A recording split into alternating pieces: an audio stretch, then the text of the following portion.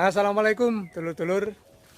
Salah satu kunci sukses adalah tekun dan ulet atau pantang menyerah.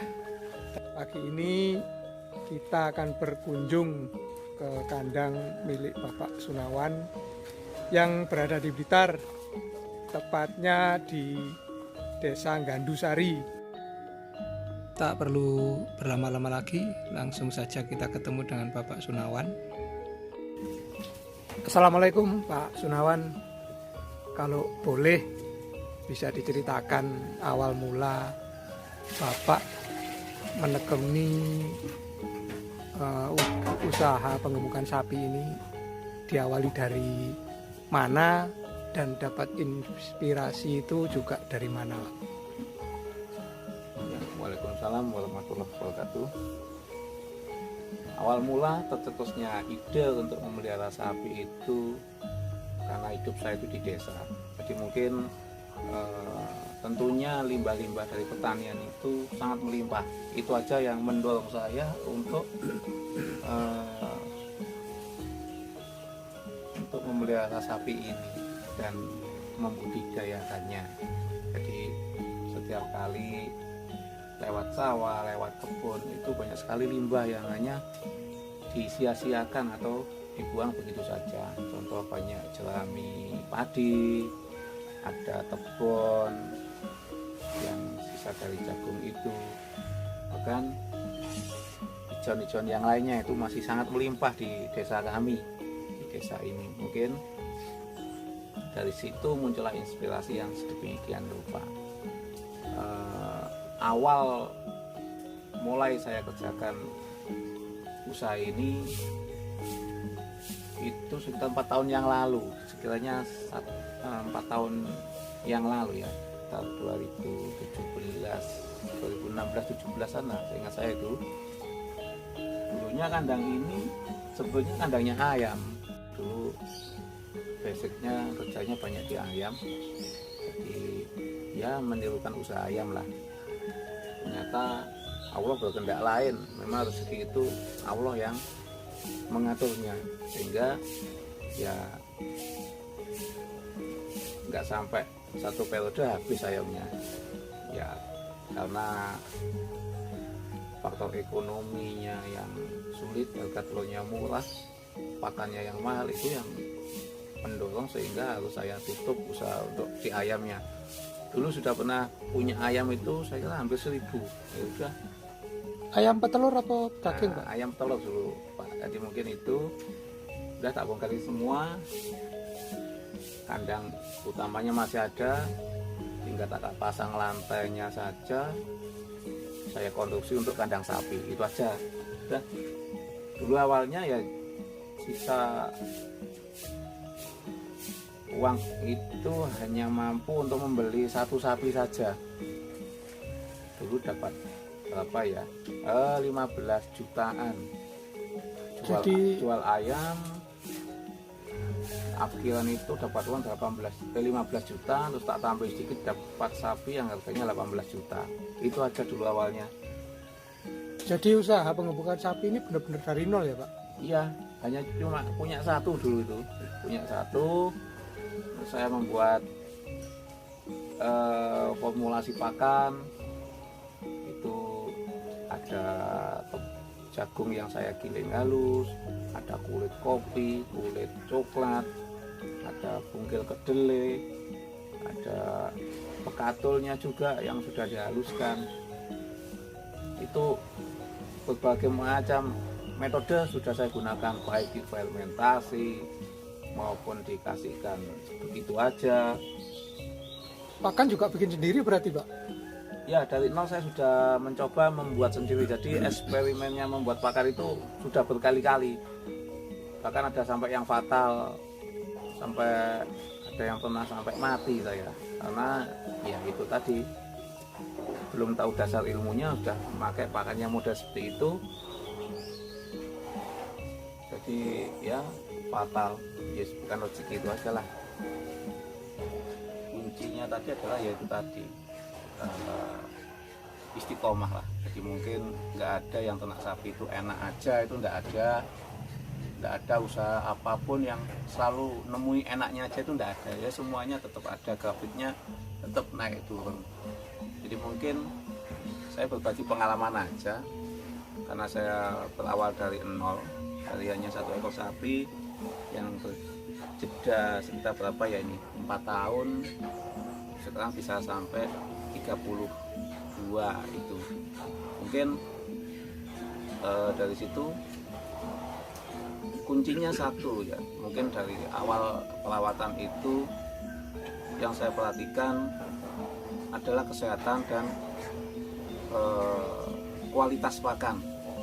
Itu aja kuncinya. Satu, dalam hal kesehatan, jadi setiap hari saya itu selalu cek kondisi sapi tersebut.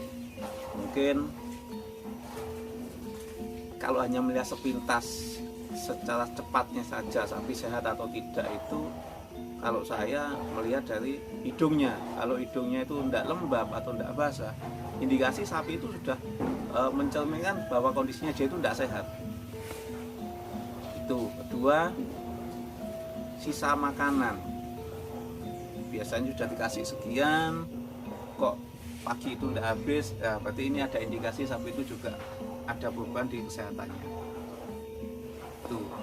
Yang terakhir saya melihat dari kotorannya, apa ya, letongnya itu, kalau sudah kelihatan letongnya ada beban dari biasanya, pasti itu ada juga sedikit beban di kesehatannya. Mungkin itu. Jadi nanti kalau penyakit ya nanti saya lihat penyakitnya apa, ya dikasih antibiotik itu aja, atau mungkin kasih vitamin atau bagaimana, dilihat perkembangannya 2-3 hari. Kalau nggak ada beban, ya eksekusinya tetap dipanggilkan dokter hewan atau mantri kesehatan yang terdekat, gitu aja.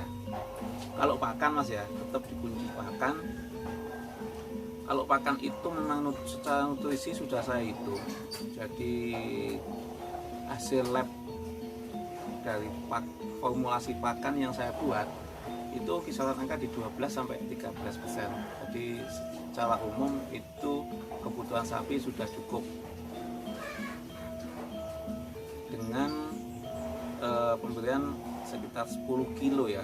10 kilo itu untuk sapi bobot 400-600 kilo, itu tak kasih 10 kilo saja. Jadi kalau masalah pakan, saya memang nggak pernah banyak eksperimen atau main-main di pakan, karena yang namanya ruminansi ya, pakan itu memang tidak boleh dengan serta-merta dengan mudahnya untuk digonta-ganti.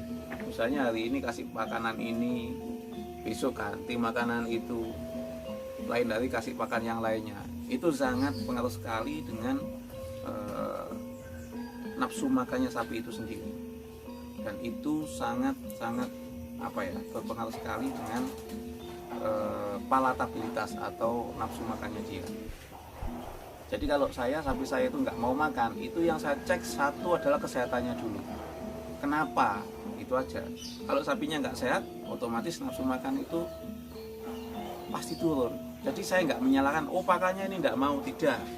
Saya tidak menyalahkan itu dulu. Saya cari dulu dia.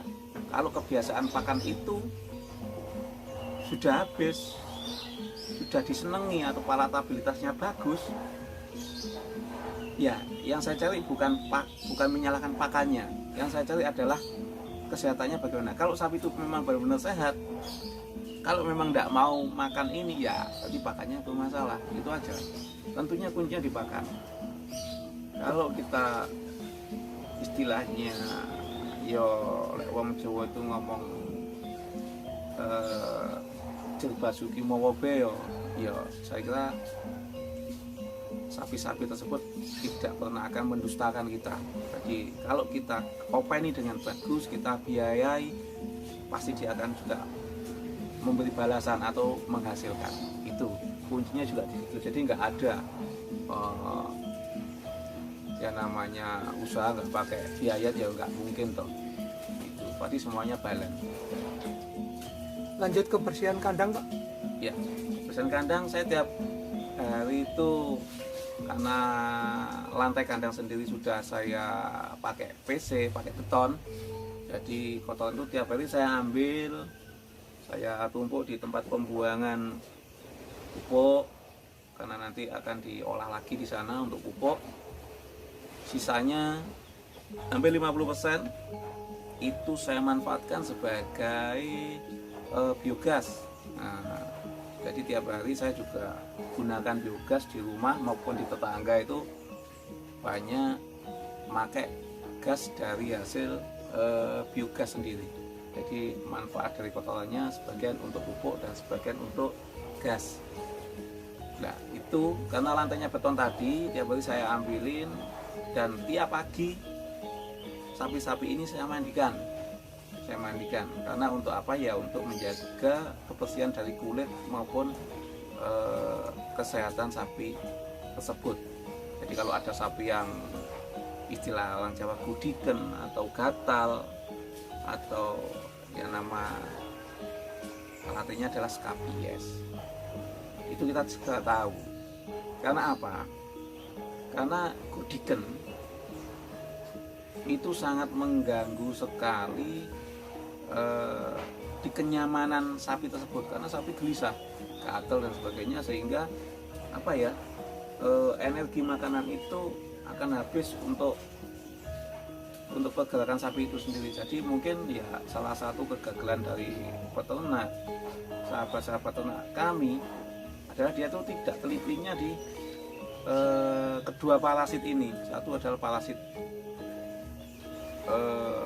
kulit itu tadi, di gatal-gatal skabies itu. Yang satu adalah cacing. Ini kuncinya yang kadang-kadang saya selalu mengingatkan, tolong diawasi kedua parasit ini. Nah, yang satu skabies atau gudiken itu, yang dua adalah cacing. Cacing ini yang sangat dominan sekali, yang bisa mempengaruhi pertambahan berat badan. Kuasi pakan berapapun, kalau cacing di dalam ususnya, dalam pencernaannya masih tinggi, ya habis, karena cacing sendiri itu adalah memakan nutrisi pakan itu. Nah, dengan kasih pakan bagus, kalau cacingnya masih banyak, ya sudah, sapinya nggak dapat apa-apa. Dia hanya sebagai sarana lewat pakan, yang habiskan nutrisinya adalah cacing.